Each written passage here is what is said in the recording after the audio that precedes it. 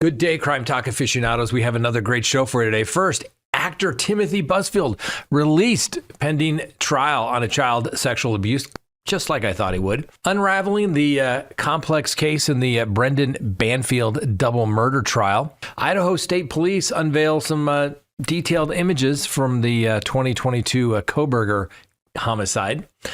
Chris Watts employs manipulative strategies to this day to attract admirers. Should there be public executions? Well, we've got this day in legal history, our quote of the day, and our dumb criminal. Stick around for it. Let's talk about it. All right, lawyer.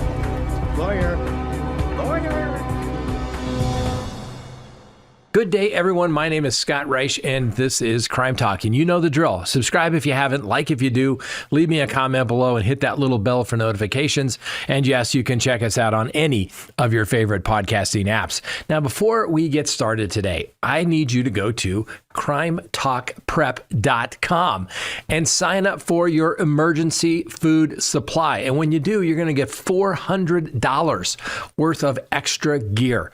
Listen. In today's world, we've got storms that are going to wipe out the southeast this weekend, right? The ice storm is coming. The cities are shutting down. Tennessee is talking an apocalypse from an ice storm, a snowstorm, ladies and gentlemen. What do you think's going to happen if there's a real emergency? What if things go bad? All right. In today's world, you never know whether it's going to be storms, natural disaster, man-made. You never know when it's going to hit or where. But at the end of the day, you need to realize that the cavalry isn't coming, at least not for a couple of days or a couple of weeks. We've seen that in North Carolina. You need to be able to take care of yourself. That's why you need to go to CrimeTalkPrep.com, get yourself that 3-month emergency food supply, and they're going to throw in $400 worth of gear just for doing it. Listen, it is better to be prepared, all right? It's not paranoia. It's called being prepared. And it's better to have it and not need it than need it and not have it. Think about that, ladies and gentlemen. Go to CrimeTalkPrep.com and get your emergency food supply today. Let me also remind you, if you'd like to get your Crime Talk gear, to go to the link below and order. All right. So whether it's a coffee mug, a keychain, a t-shirt, or a custom-made sweatshirt, hit the link below. Go check it out. All right. Let's get to the docket today for January 21st, 2026. And first on the docket, actor Timothy Busfield. Remember, he had his detention hearing yesterday. I told you I'd be surprised if he wasn't given a bond, given the nature of the allegations, the strength of the evidence against him, or maybe lack thereof from what we can possibly tell, and the fact that the judge can tailor his bond conditions to the individual in this particular case. Busfield, recognized for his roles in The West Wing, Field of Dreams, the 30-something TV show as well, was released from custody late Tuesday evening in New Mexico following the court's decision that he possesses no immediate threat to the public safety while awaiting trial on charges related to alleged child sexual abuse.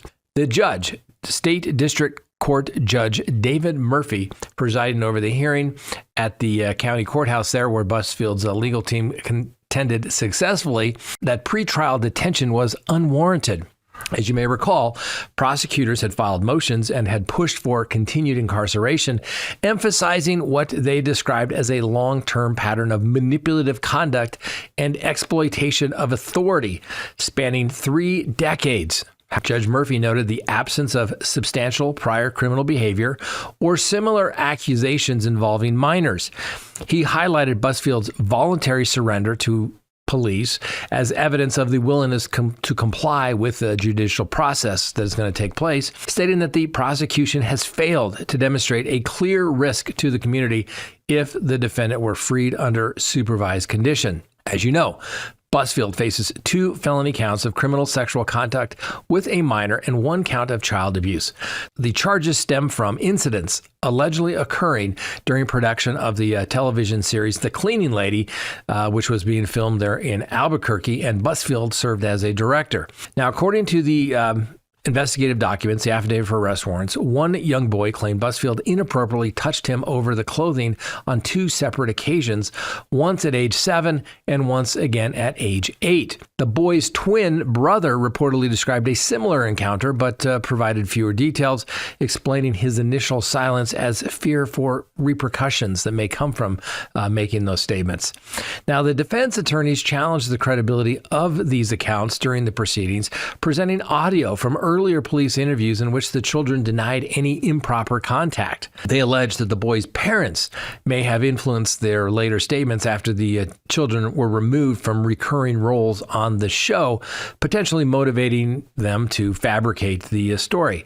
Now, a single defense witness, Alan Cadillo, the series director of photography, testified that minors on sets were always supervised and that the parental encouragement of physical interaction, such as hugs, was commonplace among cast and crew. Well, the prosecutors, led by Assistant District Attorney Savannah Brandberg Koch, countered by underscoring the specificity and the corroboration of the boys' revised disclosures.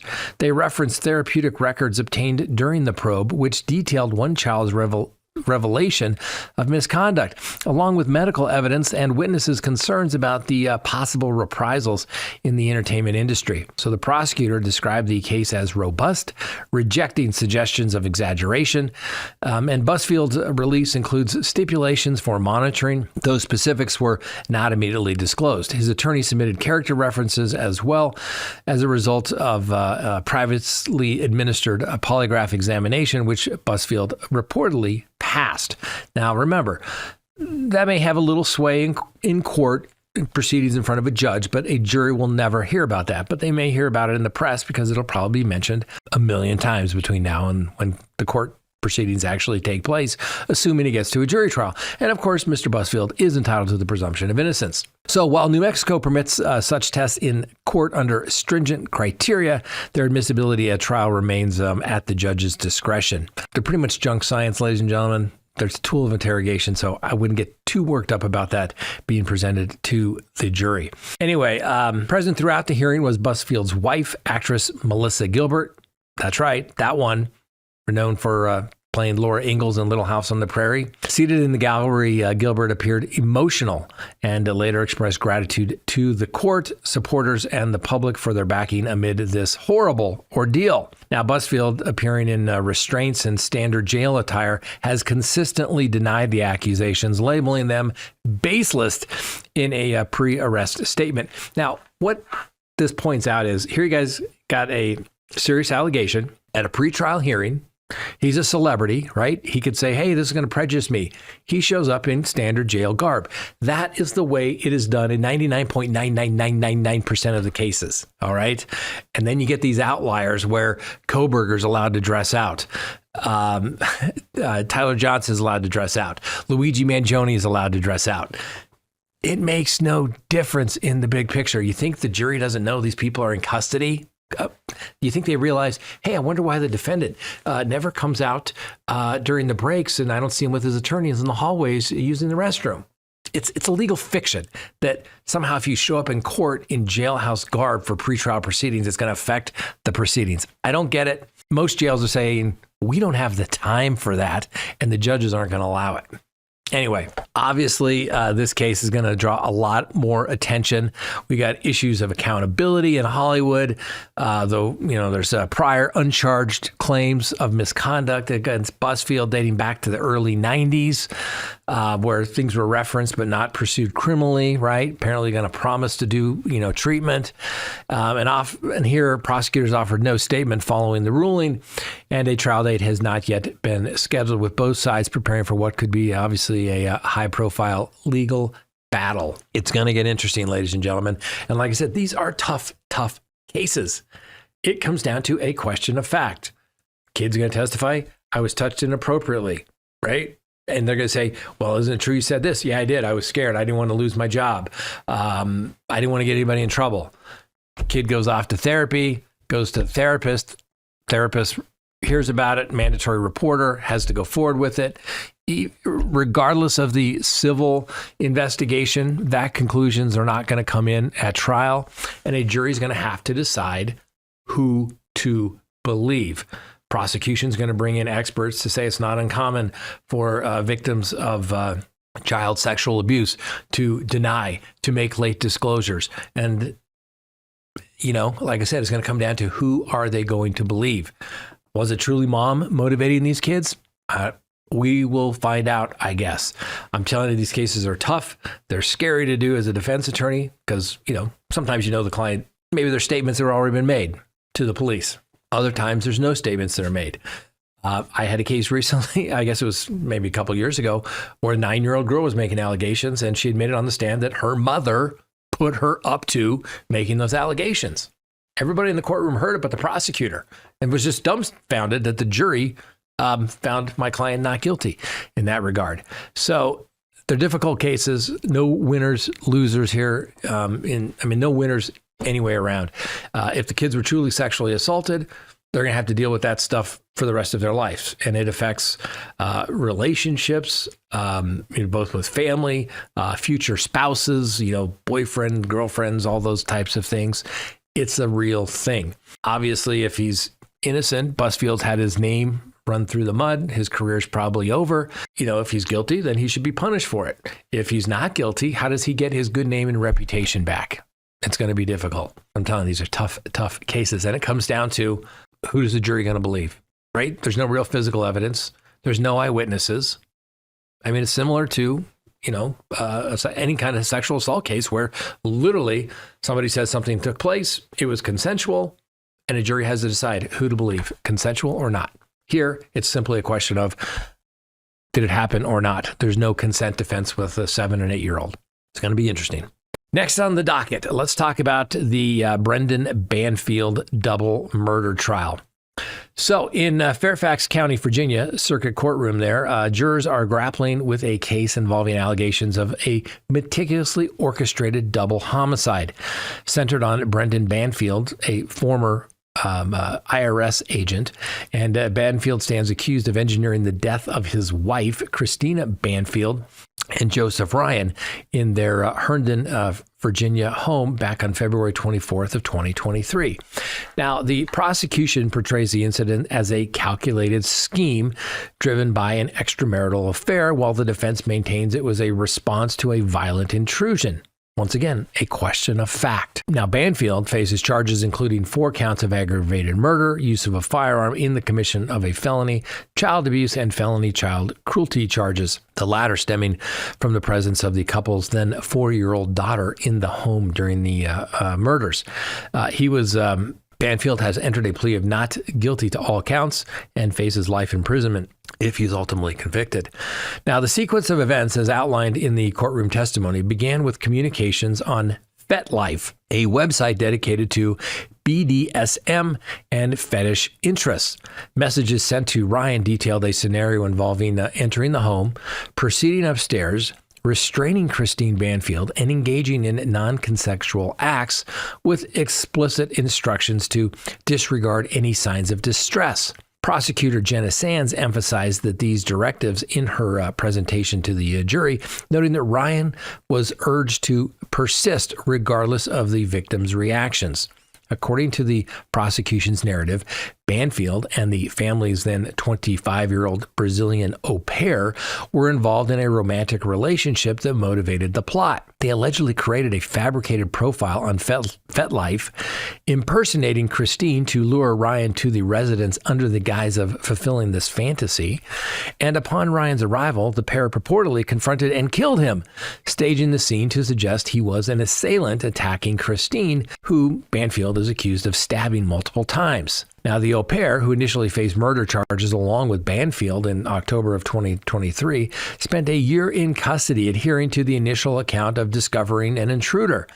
And then in October of 2024, she entered a plea agreement admitting to the involuntary manslaughter in exchange for cooperation with the prosecutors. Under the deal, The DAs are going to recommend a sentence limited to time already served. Now, during her 3 days of testimony, the au pair described her role in the household beginning back in October of 2021 when she was just 21 years old. She recounted the affair starting the following summer and Banfield's discussion of eliminating his wife to avoid financial losses or custody disputes in a divorce. Now, the au pair testified that they jointly managed the FetLife account from Christine's laptop, selecting Ryan from several candidates. On the day of the incident, she waited outside with the child, alerted Banfield, who was nearby, and they entered the home together, resulting in the shooting and stabbing before contacting, obviously, the police. Now, the defense challenges this account, asserting that digital evidence will demonstrate Christine's genuine involvement with the FetLife profile and communications.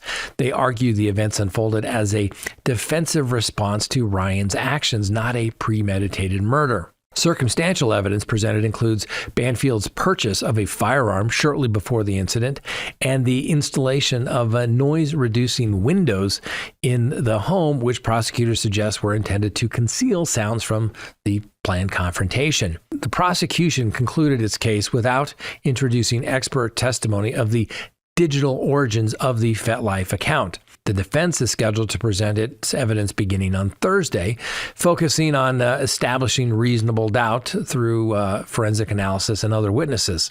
We'll see where this goes, ladies and gentlemen. Obviously, it's good for the defense that the au pair originally stuck to her story and then changed her story because she's going to basically get out of jail once the case is done. She gets sentenced. She's on her merry way, probably back to Brazil. Because she's not a citizen and she's going to get deported for being a violent felon with obviously a felony conviction.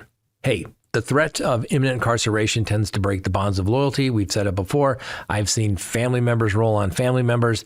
And certainly the au pair probably wasn't feeling as much love as she was in custody.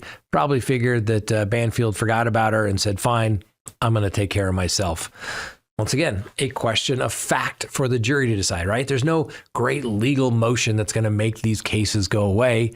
A jury has to decide who is telling the truth, and has the prosecution met their burden of proof beyond a reasonable doubt to each and every element of the offense charged. Obviously, if they have, it is the jury's solemn oath and obligation to find Mr. Banfield guilty. If the prosecution has failed, it is the jury's solemn oath and obligation to find him not guilty. Next on the docket, more photos released in the Kohberger case. That's right. Police have made public a collection of newly unsealed photographs providing an in-depth view of the residence where the University of Idaho students were fatally stabbed back in 2022.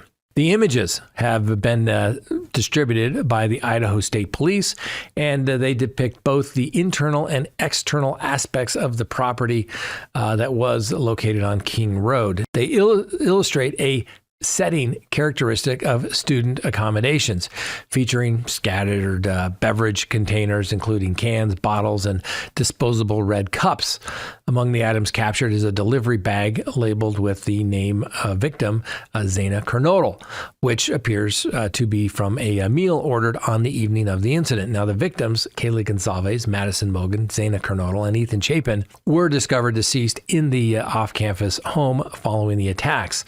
Bryan Kohberger, the individual convicted in the case based upon his guilty pleas to the charges of murder and burglary. Now, the decision was made to circumvent the possibility of capital punishment, resulting in a sentence of 4 life sentences to be served consecutively, which means he will never get out of prison. Now, prior to Kohberger's plea, much of the evidentiary material had been withheld from the public access in preparation for the upcoming trial. Following a judicial directive from Judge Stephen Hippler, the materials were reviewed and subsequently declassified. This release follows the recent disclosure of investigative documents by the Idaho State Police, now supplemented by several hundred crime scene photographs. Additional images in the collection include forensic examination of Kohberger's white Hyundai Elantra, shown with a layer of investigative powder and its interior seating dismantled during evidence collections. Sections of the home's walls exhibiting blood spatter are also documented, highlighting the extent of the forensic analysis conducted at the site. For further details on related evidence, including visuals from Kohberger's personal residence and workspace, additional resources are available through the official channels. Now, this development obviously shows the attempted transparency efforts in this very high-profile case, allowing a little public insight on the procedural aspects of the case while trying to, respect the sensitivity of the matter. You know where I stand on this, ladies and gentlemen? Case is over. Stuff should be released. Everything. All the gruesome stuff as well. If you don't want to watch it, don't go look at it. But the public has a right to know, in my humble opinion. And like I said, should be made available. People should be warned what they're about to see. Obviously, they can redact photos, images, sensitive things. Happens all the time. You see it on, TV shows all the time. They redact the picture of the eyes, any private areas, things like that. But yet we have to wait for the judge to say it's okay for us to do it. We're adults. We see this stuff all the time. You can see it all the time. Heck, you can go on your feed anywhere and watch people getting blown up in Ukraine, for goodness sakes. I think we can take a look and see some still images. I understand what the judge is trying to do, trying to be sensitive, but at the end of the day, full transparency from the government, particularly about crimes that take place, should be commonplace. It shouldn't be the exception to the rule. Next on the docket, convicted killer Chris Watts, still using manipulative strategies to attract admirers. That's right. In a revelation that underscores the persistent manipulative behavior of convicted murderer Chris Watts, the Colorado man infamous for the 2018 slaying of his pregnant wife and 2 young daughters, continues to engage with multiple women while incarcerated, according to reports.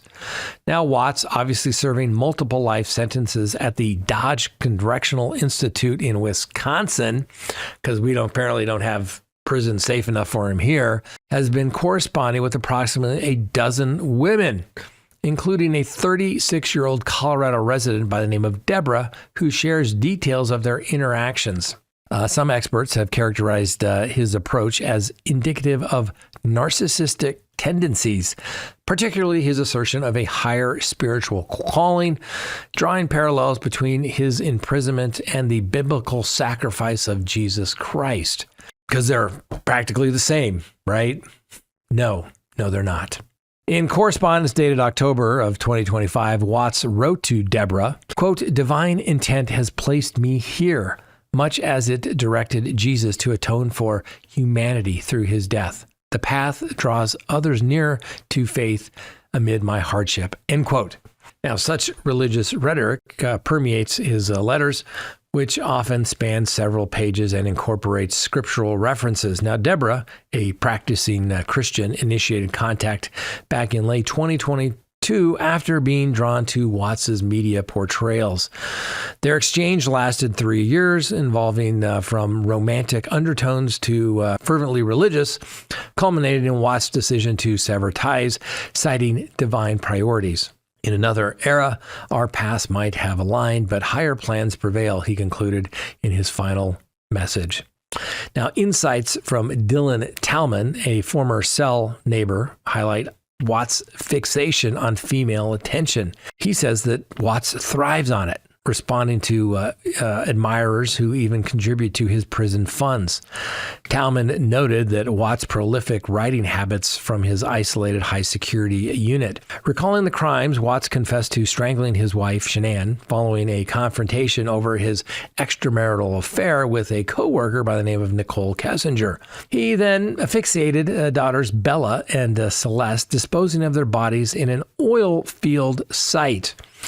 Now, in prison writings, Watts vilifies Kessinger as a temptress who led him astray, employing terms like seductress and implying her influence precipitated the tragedy. He has also persisted that marital dissolution would have been a graver moral failing than his actions, framing infidelity as a profound betrayal of sacred vows. Anyway, Kessinger, who has since relocated and altered her identity, maintains she believes Watts was separating from his wife at the time, and obviously she has maintained her silence throughout these proceedings, other than, of course, her interview with the police where she was able to bring her dad. Now, as you may recall, if you've been with us for a while, this channel started because of the Chris Watts case, because it was just up the road. We've got everything on the Chris Watts case. All the interviews. We analyze his guilty plea. We analyze everything. Where I said they have a change of date, there's going to be a guilty plea. It's all there. Everything you want to know about the Chris Watts case, we had it first here on the channel. Well, needless to say, this pattern of behavior raises questions about the allure that some individuals feel towards high-profile offenders. Despite the gravity of their offenses, the man killed his wife, unborn child, and his 2 young daughters. I don't understand why anybody would waste their time on that guy. Anyway, Watts remains in custody and will for the rest of his life without parole eligibility. And, serves as a little bit of a reminder of domestic violence can have devastating consequences. Next on the docket. Should there be public executions? Well, one United States senator seems to think so. Utah Senator Mike Lee has publicly advocated for the execution of that guy, Tyler Robinson, the individual accused in murdering Charlie Kirk, insisting that the punishment should occur in public. In a recent post on the social media platform X, the Republican lawmaker stated, "Execute Tyler Robinson in public." This declaration followed court filings by Kirk's widow, Erica Kirk, on Monday, in which she requested an expedited trial and alleged that the defense attorneys for the accused were employing strategies to prolong the proceedings in this case. Now, this is not the first time Senator Lee has urged capital punishment for Robinson. On the preceding Friday, he shared similar sentiment on X, writing, "Tyler Robinson publicly executed Charlie Kirk," and adding, "Tyler Robinson should be publicly executed." Now, the 22-year-old Robinson faces charges of aggravated murder stemming from the fatal shooting of Kirk at a Turning Point gathering at Utah Valley University back in September of 2025. As of now, Robinson has not submitted a plea as of yet, and the prosecutors have signaled their intention to pursue the death penalty upon a potential conviction. However, under Utah statute, executions are conducted privately and are not accessible to the public. Furthermore, the option of execution by firing squad is reserved solely for situations where the lethal injection medication were unobtainable by the prison authorities. Obviously, this case is going to have a lot of attention. We'll see what transpires in the future. The reality of it is it's a death penalty case. The strategy for death penalty attorneys, ladies and gentlemen, take it from me, is delay until they take the death penalty off the table. And they will be bargaining, just like they did in Kohberger, for life without parole, take away the death penalty. That's the role of the death penalty attorney, okay? They don't go and win. Show me a time when somebody's been on the death penalty and the attorneys won the underlying case. Pretty rare. Most prosecutors don't go to the death penalty unless they think they have the case wrapped up nice and pretty with a little bow on top. Just something to think about. Next on the docket, this day in legal history, January 21st, 1950. Conviction of Alger Hiss for perjury. That's right, Alger Hiss, a former U.S. State Department official, was convicted of perjury related to his denial of passing classified documents to the Soviet Union. Now, this is obviously a Cold War era espionage allegation case, and it intensified anti-communist sentiment and influenced subsequent investigations, including those led by Senator Joseph McCarthy. That's right. It used to be you couldn't be a communist anymore, and well, Supreme Court cases say you can be now. But I saw a little thing. It was in 1950. I should send it to you, Frank. It says, if they engage in this conduct, they could be a communist. Next on this date, January 21st, 1974, the Supreme Court decision in Cleveland Board of Education versus LaFleur. The U.S. Court, the United States Supreme Court ruled that mandatory maternity leave policies for pregnant public school teachers violated the due process clause of the 14th Amendment. The decision affirmed protections for personal choices in family and reproductive matters, setting a precedent for workplace rights and gender equality in employment. On this date in 2010, United States versus the Federal Election Commission, in a 5-4 ruling, the United States Supreme Court held that restrictions on independent political expenditures by corporations and unions infringed upon their First Amendment free speech rights. The landmark case expanded the role of money in elections, enabling unlimited spending by external groups and reshaping campaign finance regulation. Now, I think most people would agree money is the mother's milk of politics. And if you took the money from politics, it would be a little more, hopefully, civilized. But we all know that's not going to happen because, well, it's a First Amendment right. If I wanted to sell everything I own and put it behind a political cause, I should be able to do that. It's my First Amendment right to do so. Supreme Court says corporations are people too. Labor unions are people too, so they should be able to donate as much money as they want to as well. Goes along with every other union, political action committee, you name it. I don't know. I think it's all just a big money laundering scheme. I've said that for years. If we as individuals engaged in basically what the government does, we would all be charged with money laundering and organized crime. But the government does it. It's legal. Just something to think about there as well. Next, how about a legal quote of the day? How about a quote on perjury? A notable legal quote regarding perjury comes from Robert Green Ingersoll, a prominent 19th century American lawyer and orator who described it as follows, quote, "Perjury is the basest and meanest and most cowardly of crimes. What can it do? Perjury can change the common air that we breathe into the acts of the executioner," end quote. This statement underscores the profound ethical and societal implications of false testimony under oath, emphasizing its potential to subvert justice. Ladies and gentlemen, when people lie under oath and you can be proven, it should be prosecuted.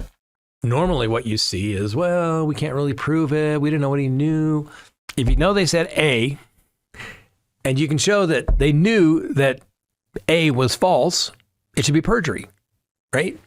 Now, of course, you also have to be mindful of the fact that every time somebody says something and you don't agree with it, it's not perjury, okay? It has to be something material, a material fact, not just, no, I recall it as this. That's not perjury. That's what you recall. People always get spun up. Oh, they said this, they're lying. They should be charged with perjury. They're not going to get charged with perjury. Get over it. And finally, our dumb criminal of the day.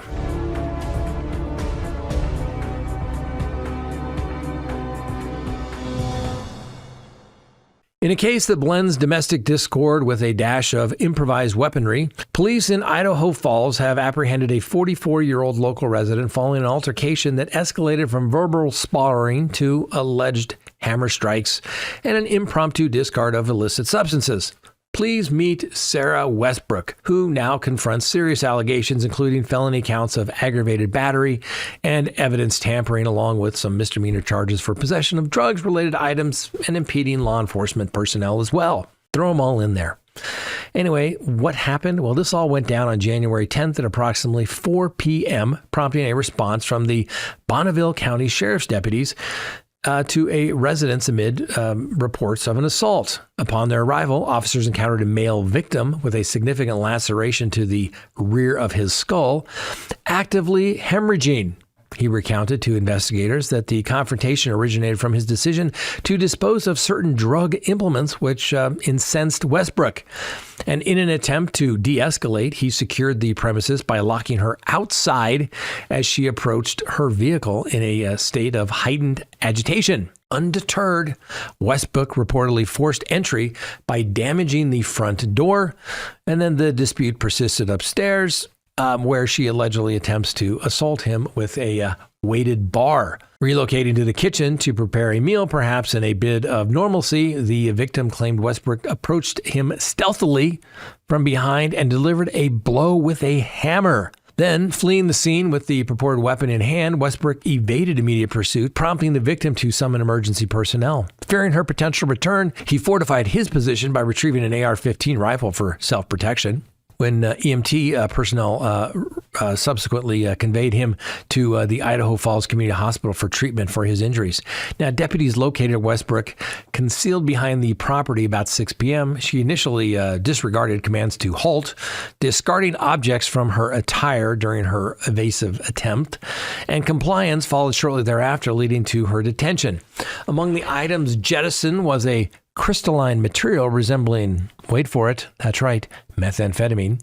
concealed on a card. Additional quantities were discovered in her jacket. Preliminary testing confirmed the substance narcotics nature. The hammer in question remains unrecovered, adding an element of mystery to the proceedings.